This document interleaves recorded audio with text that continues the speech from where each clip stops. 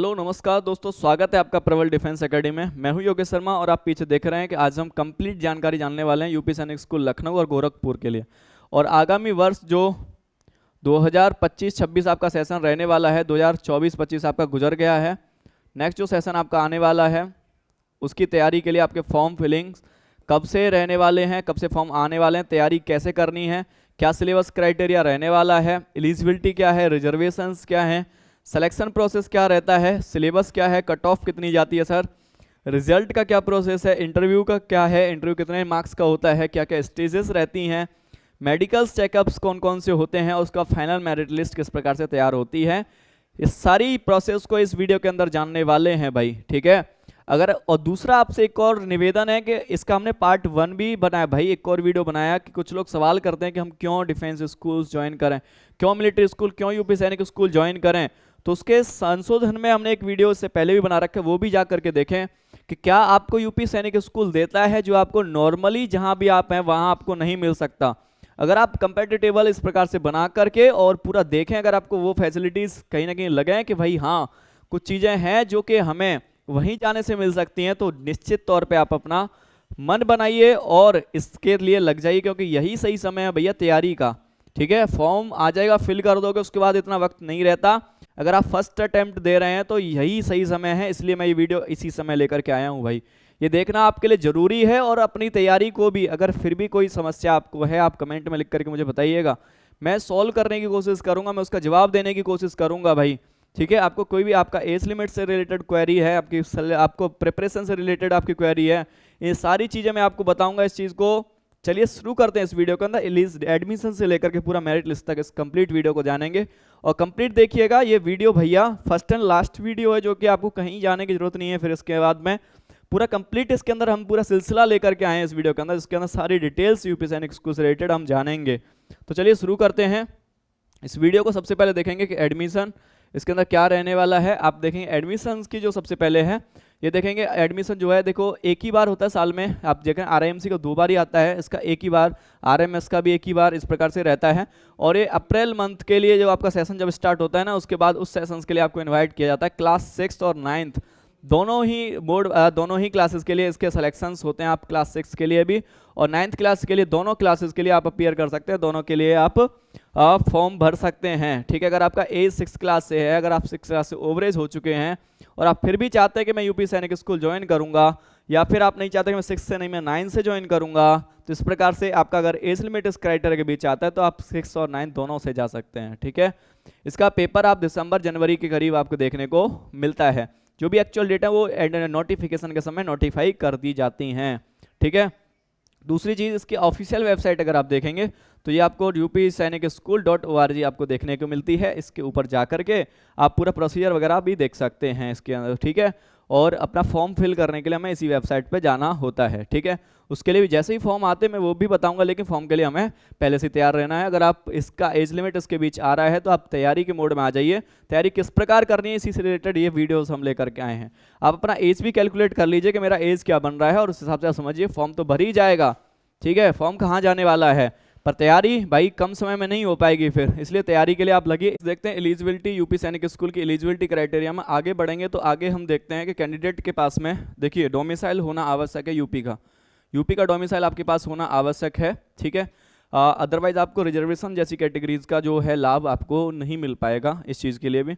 और दूसरी चीज़ अगर आप देखेंगे तो यहाँ क्लास 6 और क्लास 9 के लिए फॉर्म फिल होते हैं, तो क्लास 6 और क्लास 9 के लिए आप फॉर्म फिल कर सकते हैं, जिसकी एलिजिबिलिटी का क्राइटेरिया रहेगा 10 से लेकर के 12 साल के बीच अगर आपका एज है तो क्लास 6 के लिए आप अप्लाई कर सकते हैं। क्लास 9 की बात करें तो आपका 13 से लेकर 15 ईयर के बीच अगर आपका एज लिमिट बनता है तो आप क्लास 9 के लिए अप्लाई कर सकते हैं। ठीक है, तो और दूसरी चीज़ अगर या तो आप ऐसे करके कैलकुलेट कर लीजिए, या फिर आप 2 जुलाई 2011 से लेकर के 1 जनवरी 2014 के बीच आपका एज है, या फिर 2 जुलाई 2008 से लेकर के 1 जनवरी 2011 के बीच अगर आपका एज लाई करता है तो भी आप यूपी सैनिक स्कूल के लिए अप्लाई कर सकते हैं। ठीक है, नेक्स्ट बढ़ते हैं, इसमें जानेंगे कि क्लास 6 के लिए आपके पास में एजुकेशन क्वालिफिकेशन क्या होनी चाहिए। तो देखिए क्लास 6 के लिए अगर आप अप्लाई कर रहे हैं तो कम से कम आपका क्लास 5th अपीयरिंग या पास आउट होना आवश्यक है। अगर सेम क्लास 9th की बात करें तो क्लास 9th के लिए भी 8th क्लास आप पास आउट हों या फिर अपीयरिंग हों, तो दोनों ही अंदाज में आप अपना जो कि फॉर्म फिल कर पाएंगे। ठीक है, क्लास 6 के लिए आपका 5th आप अपीयरिंग हो या फिर पास आउट हो, क्लास 9th के लिए सेम 8th अपीयरिंग हो या फिर 8th पास आउट हो तो भी आप फॉर्म फिल कर सकते हैं इजीली।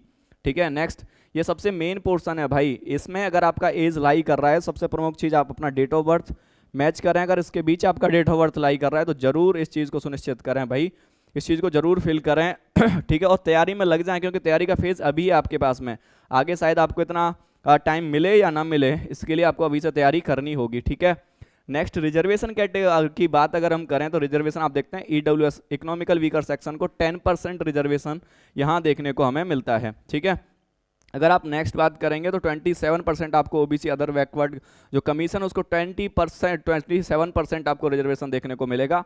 ऐसी एससी कैटेगरी की बात करेंगे तो 21% और एसटी कैटेगरी की बात करेंगे तो 2% आपका जो है देखने को मिलता है। ठीक है, इसी प्रकार से एक और इम्पोर्टेंट जानकारी जो कि आपको देखनी जरूरी है कि भाई कोई भी फेक कास्ट सर्टिफिकेट ना लेकर के जाएं किसी भी स्टेज में। अगर आप पकड़े जाते हैं इस प्रकार का कोई भी अभी फ्रॉड डॉक्यूमेंट आपके पास में, फेक डॉक्यूमेंट आपके पास में, क्योंकि ऐसा होता है कुछ लोग रिजर्वेशन का लाभ उठाने के लिए क्या करते हैं, फेक कास्ट सर्टिफिकेट बनवा करके रिजर्वेशन कैटेगरी का लाभ लेने के लिए इस प्रकार की चीज़ों को चीज़ों को करने की कोशिश करते हैं। तो फेक कास्ट सर्टिफिकेट अगर आप ऐसा कुछ भी कर रहे हैं तो ऐसा करने से बचें, या कोई भी आपको सलाह दे रहा है उसको ना लें, क्योंकि आपका कैंडिडेचर उसी समय कैंसिल कर दिया जाएगा जिस प्रकार से आप जिस भी लेवल पर इस प्रकार की कंडीशन करते हुए पकड़े जाते हैं या फिर पाए जाते हैं। ठीक है, दूसरा आपके खिलाफ लीगल एक्शन भी यूपी सैनिक स्कूल अथॉरिटी ले सकती है। तो ये सब चीज़ों की नौबत ना आए इसलिए आप खुद ही इस चीज़ को अपने से इनिशिएट करके चलिए कि आप जो लीगल रिजर्वेशन अगर आप ईडब्ल्यूएस से लाई करते हैं तो 10% अपने लीगल रिजर्वेशन का हक रखें। अगर आप ओबीसी कैटेगरी से बिलोंग करते हैं तो 27% अपने लीगल रिजर्वेशन का हक रखें। और अगर आप एससी से या एसटी से बिलोंग करते हैं तो 21%, 2% जैसी रिजर्वेशन कैटेगरी का आप अपना हक रखें। ठीक है, ये चीज़ आपको ध्यान देनी है। ठीक है, नेक्स्ट बात करेंगे सिलेक्शन प्रोसीजर की। सिलेक्शन प्रोसीजर सबसे पहले आपको रिटन देना होता है जो कि आपका एमसीक्यू मोड में होता है, रिटन टेस्ट आपका होता है। ठीक है, जो कि आपका एमसीक्यू बेस्ड होता है, आपको रिटन देना है। नेक्स्ट आप बात करेंगे तो उसके बाद आपका रहता है इंटरव्यू।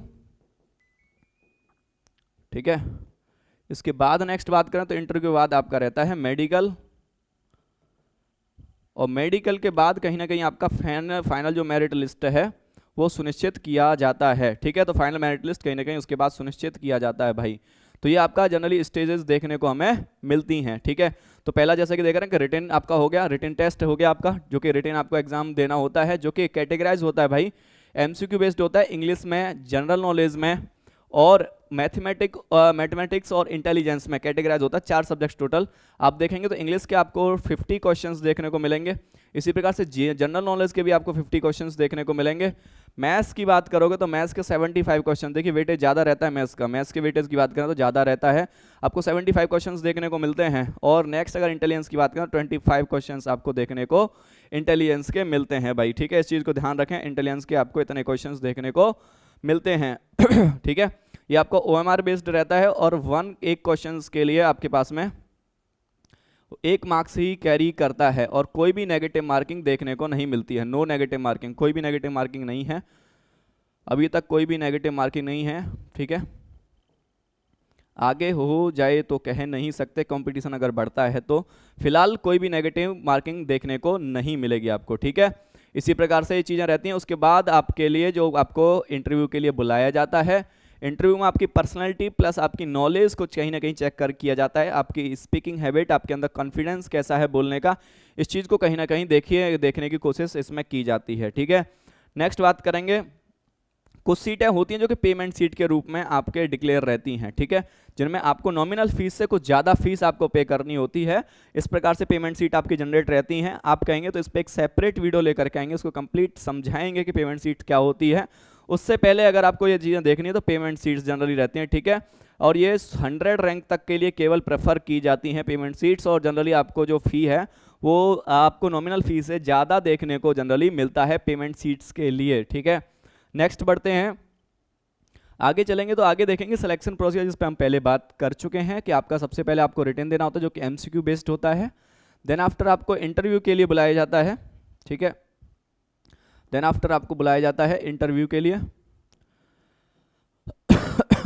सॉरी, और इंटरव्यू के बाद जनरली आपको फिर मेडिकल चेकअप्स, जो भी आपके मेडिकल स्टैंडर्ड्स हैं वो चेक होते हैं। देन उसके बाद आपका फाइनल मेरिट लिस्ट तैयार किया जाता है, फाइनल मेरिट लिस्ट तैयार किया जाता है, ठीक है, फाइनल मेरिट लिस्ट तैयार किया जाता है। और फाइनल मेरिट लिस्ट आप शॉर्ट लिस्ट होने के बाद आप यूपी सैनिक स्कूल जाते हैं, ठीक है भाई। अगेन, और आपको 200 मार्क्स का, यानी आपको पता है टोटल 200 क्वेश्चंस होते हैं, 200 क्वेश्चंस देखने को मिलते हैं आपके, जो कि हो गए 200 मार्क्स के। और 200 क्वेश्चन 200 मार्क्स के, यानी ईच क्वेश्चन जो है वो 1 मार्क्स का होता है, इक्वली वेटेज है सबका, ठीक है। और ड्यूरेशन की बात करोगे तो 2 घंटे 30 मिनट, यानी 2.5 घंटे का आपका पेपर रहता है, 2 घंटे 30 मिनट का आपका पेपर जनरली देखने को मिलता है, ये टाइम ड्यूरेशन आपकी रहती है, ओके। तो उम्मीद है ये चीज़ें आप समझ पा रहे होंगे सिलेक्शन प्रोसीजर। उसके अलावा भी कोई आपका डाउट जनरेट होता है तो आप बिल्कुल बेझिझक कमेंट में लिख करके पूछ सकते हैं, हम पूरी कोशिश करेंगे उसका आंसर आपको प्रोवाइड करने की, ठीक है। नेक्स्ट बढ़ेंगे, तो नेक्स्ट आप देख रहे हैं सिलेबस क्या रहता है। तो जनरली आप देखेंगे क्लास 6 के लिए अगर आप सिलेबस की बात करें तो क्लास 6 के सिलेबस की अगर आप बात करोगे तो क्लास 6 के लिए देखिए एनसीईआरटी जो आपकी जीके और साइंस को इन्हेंस करेंगे वो जरूरी है ही है। अगर आप क्लास 6 की बात करें तो 5th और 6th और 7th तीनों क्लासेस की आप देखिए, इसमें आप अपना पोर्शन मजबूत करिए, ठीक है।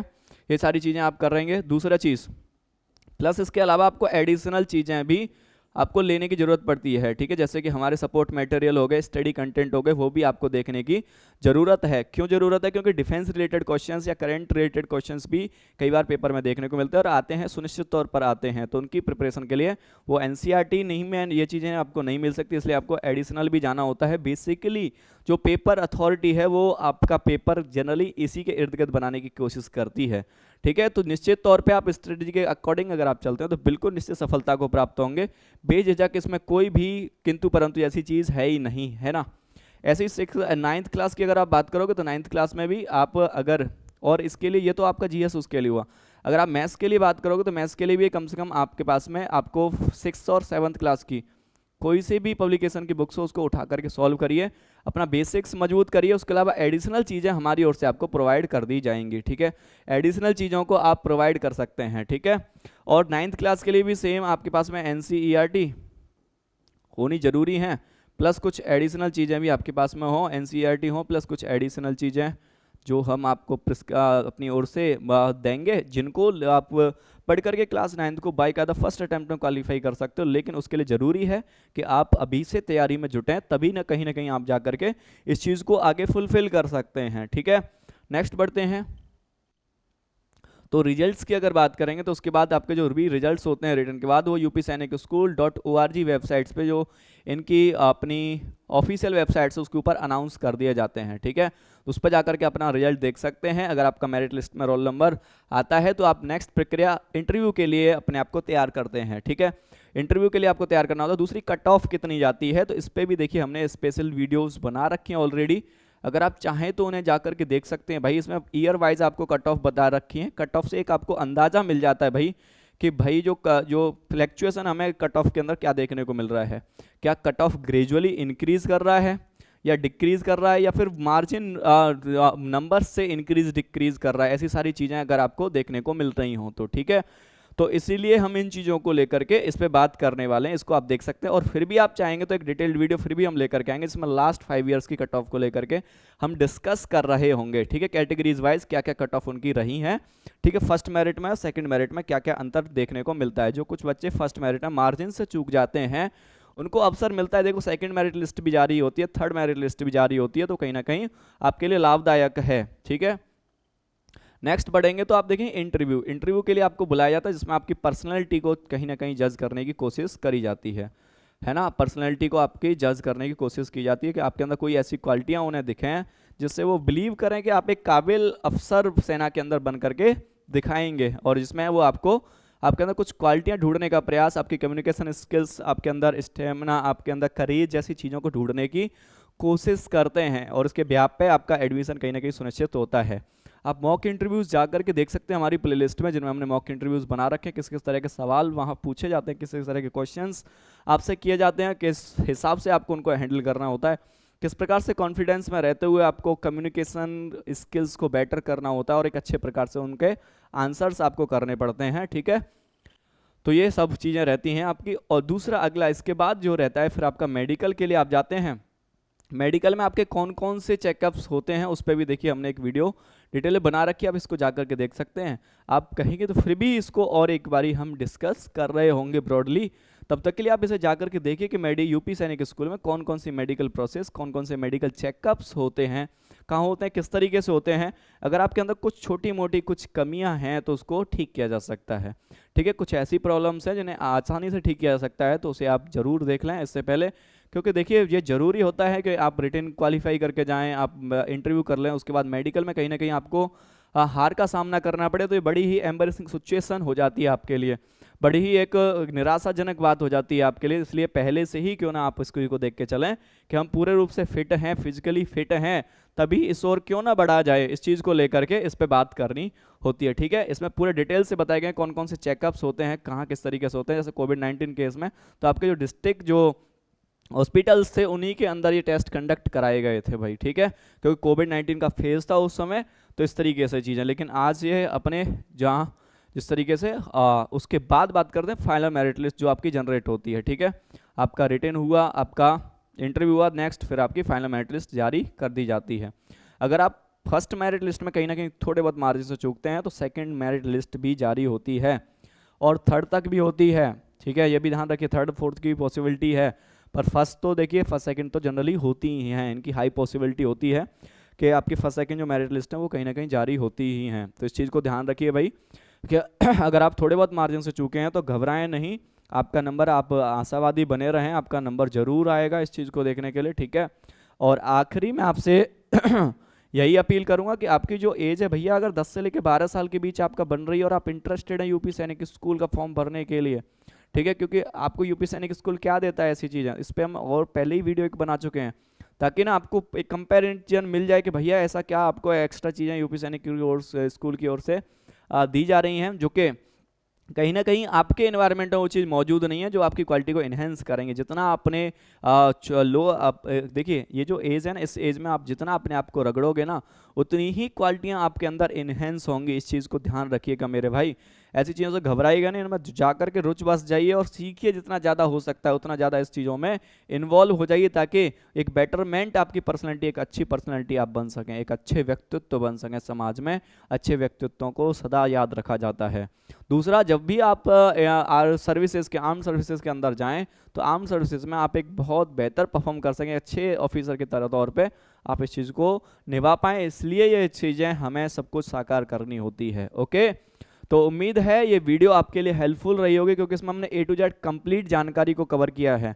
इस वीडियो के अलावा तुम्हें कोई वीडियो देखने की ज़रूरत है नहीं, इस प्रकार से इस वीडियो को डिजाइन किया गया है, इस कंटेंट को लाया गया है आपके सामने। फिर भी आपका कोई डाउट बनता है, आप कमेंट में लिख करके बताइए, मैं कोशिश करूंगा उसका जवाब देने की।